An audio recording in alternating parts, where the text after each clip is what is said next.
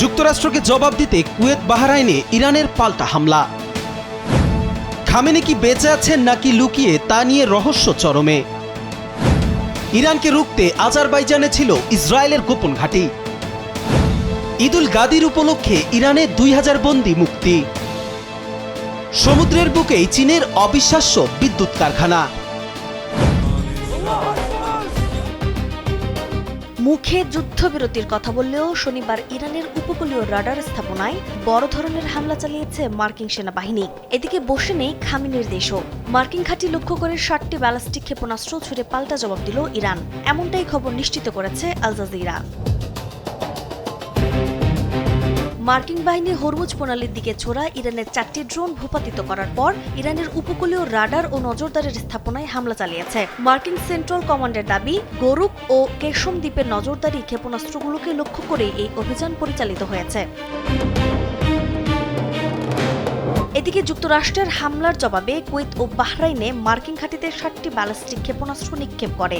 এর মধ্যে 6টি ক্ষেপণাস্ত্রই প্রতিহত করা হয়েছে এবং 7টি লক্ষ্যভ্রষ্ট হয়। যদিও সেন্টকম বলছে, এই হামলায় মার্কিন সেনা সদস্যদের কোনো ক্ষয়ক্ষতির খবর পাওয়া যায়নি। এছাড়া বাহরাইনে অবস্থিত মার্কিন 5ম নৌবহরের সদর দপ্তর ক্ষতিগ্রস্ত হয়েছে। ইরানের এমন দাবি সত্য নয় বলে দাবি তাদের। চলতি বছরের 28 ফেব্রুয়ারি ইসরায়েল ও যুক্তরাষ্ট্রের যৌথ হামলার মাধ্যমে এই যুদ্ধের সূত্রপাত ঘটে। মূলত বিশ্ব তেলের বাজারে 1/5 নিয়ন্ত্রণকারী হরমুজ প্রণালীর উপর পূর্ণ নিয়ন্ত্রণ প্রতিষ্ঠা, ইরানের উপর থেকে মার্কিন নিষেধাজ্ঞা প্রত্যাহার এবং কেন্দ্র করে এই রক্তক্ষয়ী সংঘাতের শুরু। গত 8 এপ্রিল একটি সাময়িক যুদ্ধবিরতি হলেও স্থায়ী সমাধানের আলোচনা সফল হয়নি।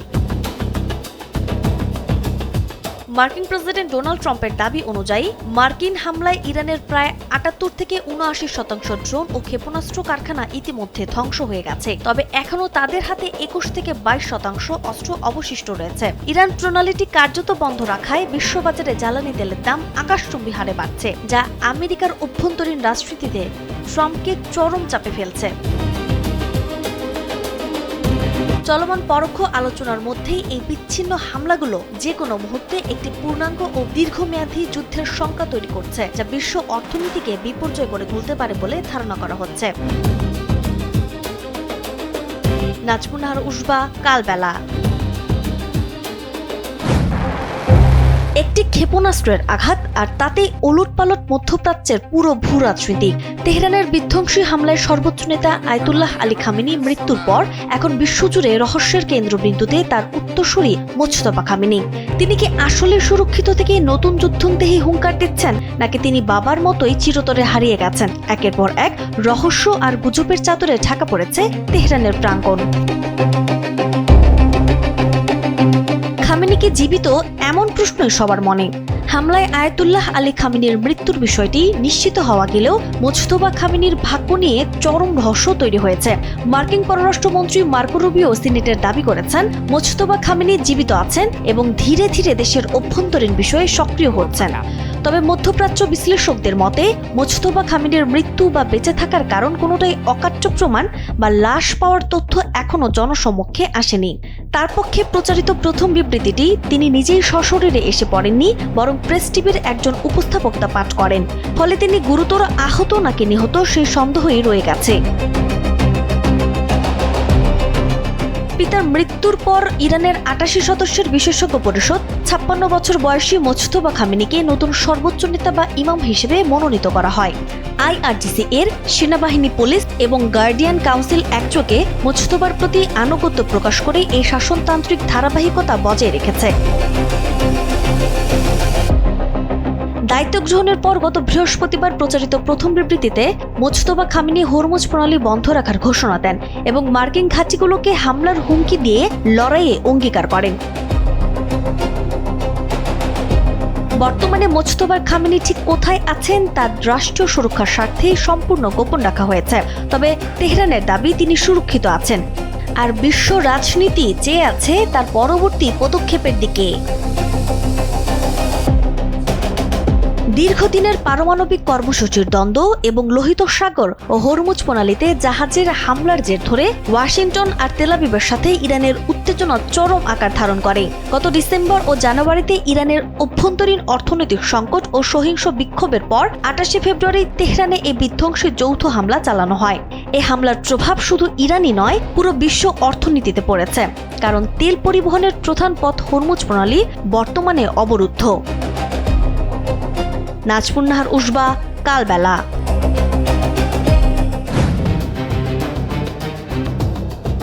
যুদ্ধ শুধু অস্ত্রের নয়, বুদ্ধিরও। আর সেই বুদ্ধির খেলায় ইরানকে রুখতে তার সীমানার পাশেই ঘাঁটি গেড়েছিল ইসরায়েল। সম্প্রতি মার্কিন গণমাধ্যম সিএনএনের এক প্রতিবেদনে উঠে এসেছে এমনই তথ্য। গোপন এই খেলাটি চলেছে ইরানের প্রতিবেশী দেশ আজারবাইজানে। সিএনএনের সেই চাঞ্চল্যকর অনুসন্ধানী প্রতিবেদন বলছে, ইরানের বিরুদ্ধে যুদ্ধ ও সামরিক অভিযানকে সহজ করতে দেশটির প্রতিবেশী আজারবাইজানে গোপনে নিজেদের সেনাবাহিনী ও গোয়েন্দা সংস্থা মোসাদের বিশেষ দল মোতায়েন করেছিল ইসরায়েল। মধ্যপ্রাচ্য ও আফ্রিকা জুড়ে গড়ে তোলা ইসরায়েলের এক বিশাল গোপন সামরিক নেটওয়ার্কের অংশ ছিল এটি, যার মূলত লক্ষ্য ছিল তেহরানকে চারপাশ থেকে ঘিরে ফেলা। সবচেয়ে শিউরে ওঠার মতো তথ্য হলো, এই গোপন ঘাঁটিটি ছিল ইরানের ঐতিহাসিক শহর তাবরিজ থেকে মাত্র 60 মাইল দূরে। তাবরিজে যুদ্ধ চলাকালীন বারবার হামলা চালিয়েছে ইসরায়েল। সেখান থেকেই মূলত ইরানের উপর নজরদারি আর তথ্য চুরির কাজ চলত।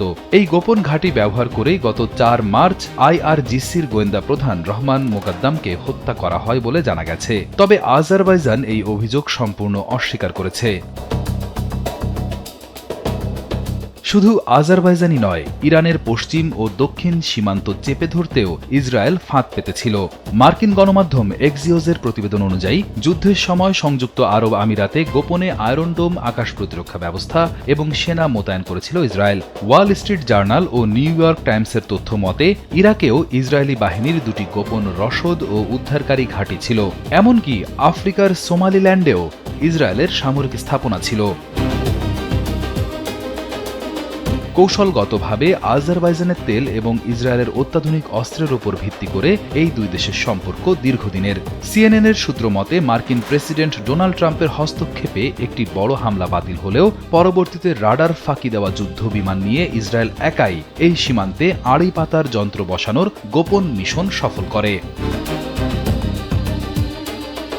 রিয়াদ হোসেন, কালবেলা। পবিত্র ঈদ উল গাদির উপলক্ষে ইরানে হাজারো পরিবারে উপচে পড়ছে আনন্দ।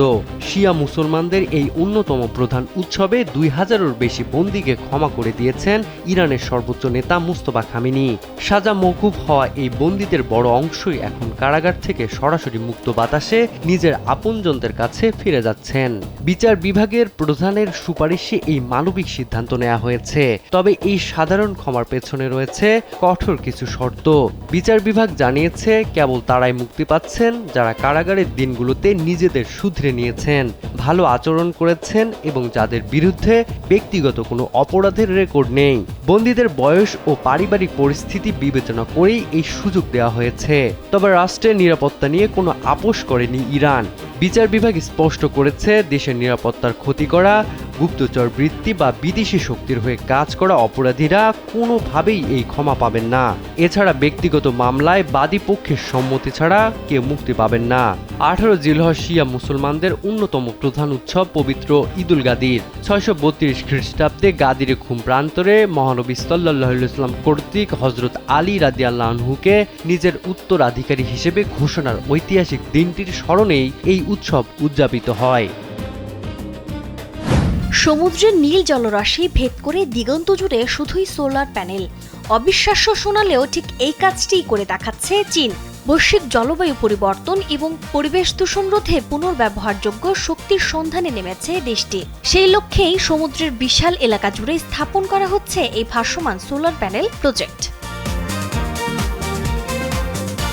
সাধারণত সোলার প্রজেক্টের জন্য প্রচুর সমতল ভূমির প্রয়োজন হয়, যা ঘনবসতিপূর্ণ চীনের জন্য একটি বড় চ্যালেঞ্জ। তাই স্থলভাগের উপর চাপ কমাতে এবং ভূমির সর্বোচ্চ ব্যবহার নিশ্চিত করতে তারা বেছে নিয়েছে সমুদ্রের বুক। চীনের শানডং প্রদেশের উপকূলে মূলত এই সুবিশাল অফশোর সোলার ফার্ম গড়ে তোলা হচ্ছে। এই প্রকল্পের বড় লাভ হলো সমুদ্রের পানির শীতলীকরণ প্রভাবের কারণে প্যানেলগুলো অতিরিক্ত গরম হয় না, ফলে স্থলভাগের চেয়ে এখানে প্রায় 10% বেশি বিদ্যুৎ উৎপাদিত হয়।